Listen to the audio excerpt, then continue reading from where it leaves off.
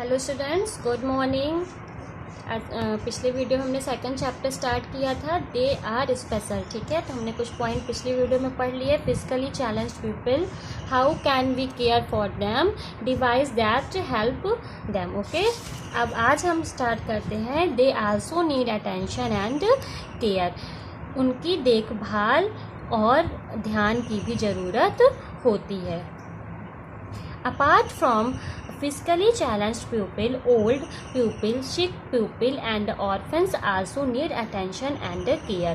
देखिए, जो फिजिकल शारीरिक रूप से जो अक्षम लोग होते हैं, सियाने होते हैं, बीमार लोग होते हैं, अनाथ भी होते हैं, तो इनके लिए हमें एक स्पेशल विशेष केयर, देखभाल और अटेंशन की भी इन्हें अलग से ज़रूरत होती है। तो आइए हम पढ़ते हैं। Old people, usually when people grow old they face a number of problems related to healthy fitness and soundness of a mind. आमतौर पर जब लोग बूढ़े हो जाते हैं तब उन्हें बहुत सारी समस्याओं का सामना करना पड़ता है, जैसे कि हेल्थ से रिलेटेड, ठीक है, उनको स्वास्थ्य अच्छा नहीं होता, फिटनेस सही नहीं रहती, ठीक है, और उनके कामों में जो साउंडलेस ऑफ माइंड मतलब होता है कि जो उनकी लगन है वो उनका कामों में मन नहीं लगता है। आप ऐसे समझ लीजिए कि उनके कामों में मन नहीं लगता, वो सियाने हो जाते हैं। तो नॉर्मल सी बात है, आप अपने घरों में देखते होंगे जो बूढ़े लोग हैं वो नहीं कर पाते हैं। ठीक, Here are some ways in which we can express our concern and love for। यहाँ कुछ तरीके दिए गए हैं जिनसे हम अपने उनके लिए प्रेम और चिंता व्यक्त कर सकते हैं।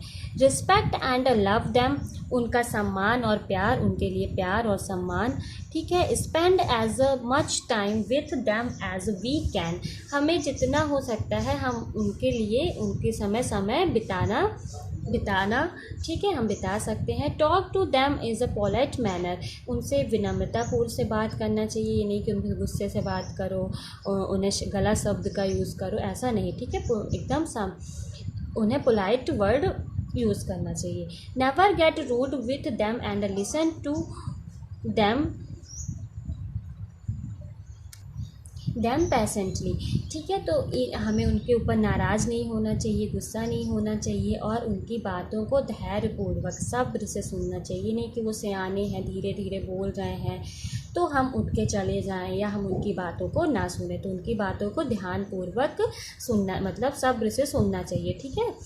Always to ready to help them whenever they need it, हमेशा उनकी ज़रूरतों के लिए, हम उनकी हमेशा मदद करने के लिए हमेशा तैयार रहना चाहिए जब उनको ज़रूरत पड़े। They proper care of them medicines and meals, उनकी दवाइयों का और उनके खाने का हमें प्रॉपर ध्यान रखना चाहिए, ठीक है। इन एवरी सिटी, अब हर सिटी में there are old age homes where social worker take care of the old in a home like atmosphere. देखिए, एक हर जगह पे, हर सिटी में अब क्या होता है, सभी सिटियों में एक ओल्ड एज होम होता है जहाँ पे जो सोशल वर्कर्स मतलब सामाजिक कार्यकर्ता हैं वो बूढ़े लोगों की, वहाँ बूढ़ों की देखभाल करते हैं, उनकी केयर करते हैं और एक घर जैसा माहौल उन्हें देते हैं, ठीक है। देखिए, आप यहाँ पे इमेज में देख सकते हैं, ये एन ओल्ड एज होम है, ठीक है। यहाँ पे देखिए सब सियाने सियाने हैं ना। Orphans, children who have lost their parents at an early age is known as a orphans। देखिए, जो बच्चे अपने माता पिता को खो देते हैं और वो भी कम समय में, कम एज में अपने माता पिता को खो देते हैं, वो कहलाते हैं ऑर्फेंस, अनाथ हो जाते हैं, ठीक। ऑर्फेंस मतलब होता है अनाथ। To take care of such children there is a special home are called an orphanage. तो ऐसे बच्चों की देखभाल करने के लिए एक स्पेशल घर होता है जिसको हम ऑर्फनेज कहते हैं। ऑर्फनेज का मतलब होता है अनाथ आलय, ठीक है। वहाँ एक घर जैसा होता है और उन बच्चों की वहाँ देख रेख होती है। Here basic needs of food, clothing and shelter of these children are fulfilled. ठीक है, अब यहाँ वहाँ पे उनकी बेसिक चीज़ों को, उनकी ज़रूरतों को पूरी की जाती है, जैसे खाना, कपड़े, घर, ये सारी चीज़ों को उन बच्चों के लिए ज़रूरत की चीज़ों को पूरी किया जाता है। ठीक है, we should help orphan by donating food, clothes, books, toys etcetera in a orphanage.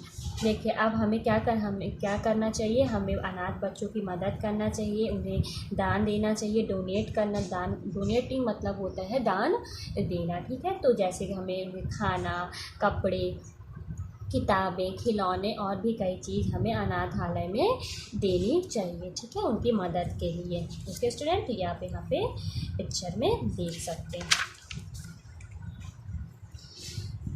Sick pupil also need special care and attention. We should spend time with them and keep them in a good mood. The room in which they are kept should be clean and have comfortable surroundings. Moreover, their diet should be properly planned and medicine should be given to them on a time. देखिए, जो बीमार लोग होते हैं उन्हें भी एक special care की और ध्यान की ज़रूरत होती है, और हम उनके साथ हमें उनका अच्छा मूड रखने के लिए हमें उनके साथ बिताना चाहिए, और उनका जो रूम है उसे साफ़ सुथरा रखना चाहिए, और उनके जो चारों तरफ है उनके चारों तरफ की चीज़ों को कंफर्टेबल, उनके रूम में उनको कंफर्ट लगे। ठीक है, उन्हें कोई चीज़ की प्रॉब्लम ना हो, और उन्हें उनकी मेडिसिन्स और उनकी डाइट का प्रॉपर ध्यान हमें रखना चाहिए। समय पर उन्हें हमें मेडिसिन्स और भोजन, उनकी डाइट का ध्यान रखना चाहिए। तो ओके स्टूडेंट, ये टॉपिक आपको अच्छे से समझ में आ गया होगा, ये चैप्टर अच्छे से आपको समझ में आई होप कि आपको अच्छे से समझ में आ गया होगा।